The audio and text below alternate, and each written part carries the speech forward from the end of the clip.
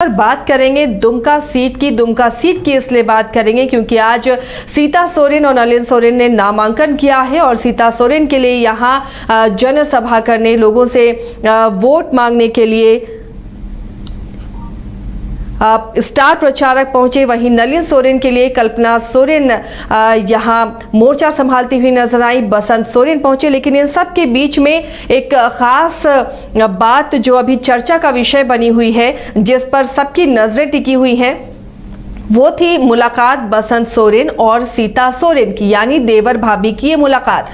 सभी देख रहे हैं कि किस तरह से ये पारिवारिक जंग राजनीतिक जंग में तब्दील हो गई है और सीता सोरेन का अचानक दुमका में बसंत सोरेन से मिलने जाना, उसके बाद निकलना, फिर बसंत का बयान आया कि उन्हें अब मोदी परिवार में मन नहीं लग रहा, वो पछता रही हैं, वापस आना चाह रही हैं। सीता सोरेन का इस पर जवाब देना, ये क्या एक कोशिश थी सीता सोरेन की तरफ से कि ये दिखाया जाए कि बसंत सोरेन भी उनके साथ हैं, या फिर बसंत सोरेन जिस तरह का बयान दे रहे हैं, अंदर क्या बात हुई है और बाहर निकल कर वो जिस तरह का बयान दे रहे हैं, उसका क्या मतलब निकाला जा सकता है, इसे समझने की हम कोशिश करेंगे। हमारे साथ वरिष्ठ सहयोगी राकेश रंजन जुड़े हुए।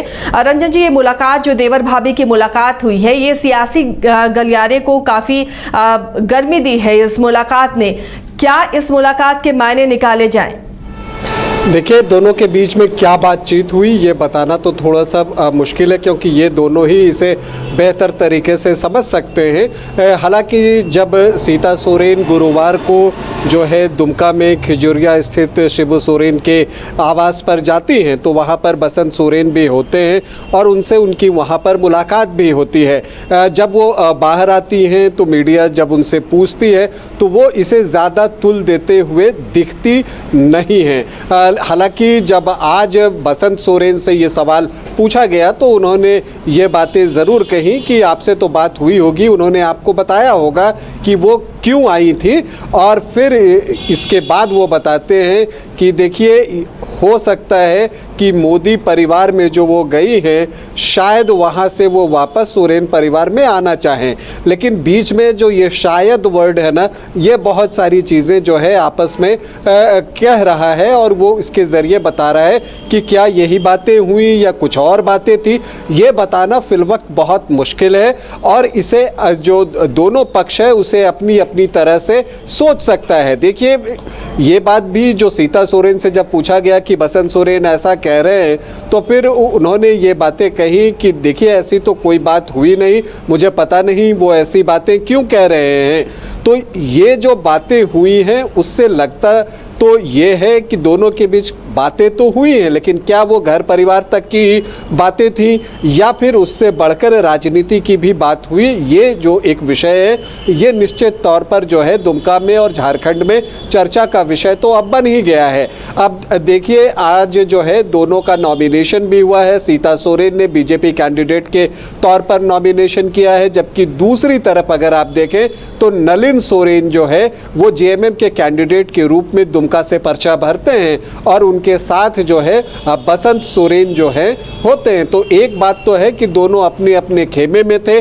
और जहां तक सीता सोरेन की बात है, मंच से वो जो राज्य सरकार है जो कि उस पर जो है वो बहुत बरसती हुई दिखती है। वो पेपर लीक का मामला उठाती हैं और पेपर लीक के बारे में बोलती हैं कि यहाँ पर इस तरह से चीज़ें हो रही हैं। यहाँ तक कि वो प्रधानमंत्री की योजनाओं को गिनाते गिनाते ये भी कहती हैं कि अबुआ आवास जो है वो धरातल पर उतरा ही नहीं और यहाँ जो भी घर मिल रहे हैं वो प्रधानमंत्री आवास योजना के जरिए ही मिल रही हैं। तो वो अपनी तरफ से जो अपनी पार्टी है उसकी बात करते हुए दिखती हैं और बसंत सोरेन अपनी तरफ से अपनी पार्टी के लिए बात करते हुए दिखते हैं। रंजन जी, ये जो दोनों बहुओं में जो जंग दिख रही थी, घोषित जंग इसे कह सकते हैं हम, आज जब नलिन सोरेन के लिए कल्पना सोरेन ने वोट अपील की, मंच साझा किया नलिन सोरेन के साथ, तो उन्होंने भी बीजेपी प्रत्याशी को लेकर कुछ नहीं कहा जो खुद उनकी भाभी सीता सोरेन है। वहीं सीता सोरेन ने भी मंच से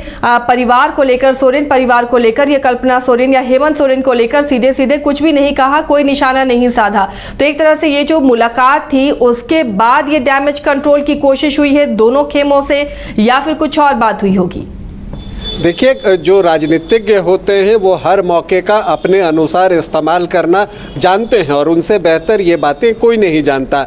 लेकिन हमने जो है अपने देश में इस चीज़ को देखा है कि एक ही परिवार के दो लोग अलग अलग पार्टियों में रहे हैं और इसके बावजूद उनके आपस के रिश्ते जो हैं वो अच्छे रहे हैं। और जैसा कि सीता सोरेन ने आज कहा भी कि देखिए, वो घर है, घर तो छूटता नहीं, पार्टी अपनी जगह है, घर अपनी जगह है। और ये बात जो है वो 100% सच ही है। ज़्यादा दूर जाने की ज़रूरत ही नहीं है। अगर हम खूंटी चले जाएं तो वहीं पर हम देखते हैं कि वहाँ पर जो कालीचरण मुंडा हैं और नीलकंठ सिंह मुंडा हैं, दोनों आपस में भाई हैं। और जहाँ पर कालीचरण मुंडा जो है वो कांग्रेस से बीजेपी के खिलाफ ताल ठोक रहे हैं, वहीं नीलकंठ सिंह मुंडा अपने भाई के खिलाफ अर्जुन मुंडा के लिए वोट मांग रहे हैं। तो राजनीति में इस तरह की चीज़ें जो है वो होती हैं। हाँ, लेकिन ये बात भी सच है कि परिवार के रिश्ते वो अपनी जगह होते हैं और ये कई बार जो है परसेप्शन बनाने का भी तरीका होता है। ये बताया जाता है, ये दर्शाया जाता है कि देखिए, वो हमारे खेमे में आ सकता है, वो इस तरह से कर रहा है। तो ये सारी बातें जो है वो महत्वपूर्ण जो है चुनाव के दृष्टिकोण से हो जाती हैं। कई बार ये राजनीतिक जो चाल आप कहते हैं, शतरंज की बिसात पर जो चले जाते हैं वो भी होते हैं और उससे किसका फ़ायदा होता है और किसका नुकसान, ये जो है जब परिणाम आता है तभी पता चलता है। तो इन सारी चीज़ों को देखकर ये जो मुलाकात हुई बसंत सोरेन और सीता सोरेन की गुरुवार को दुमका में, उसकी चर्चा पूरे राज्य में है, दुमका में है। और इसका क्या असर होता है, ये चुनाव प्रचार जैसे जैसे दुमका में आगे बढ़ेगा वैसे वैसे ये चीज़ें क्लियर होती जाएंगी कि आपस में कितनी तलखी है, किस तरह की बयानबाजी हो रही है। और तब उन बयानों का विश्लेषण होगा और तब फिर किसी निष्कर्ष पर पहुंचने की चेष्टा की जा सकती है। इस बीच इन सब मुलाकातों के बीच में चलिए, परिवार के सदस्य हैं, ये मुलाकात पारिवारिक भी हो सकती है। एलीट इंस्टीट्यूट, अगर आपके अंदर चाह है तो एलीट आपकी राह है। IIT हो या मेडिकल, आप चाहते हैं अपने आप को उत्कृष्ट दिखाना, आप चाहते हैं खुद को एक IITian के रूप में दिखना या मेडिकल के क्षेत्र में आगे बढ़ना, तो एलीट आपके लिए एक बहुत बड़ी ताकत के साथ आपके सामने है। आइए, खुलिए, बढ़िए, पहुंचिए। Elite institute.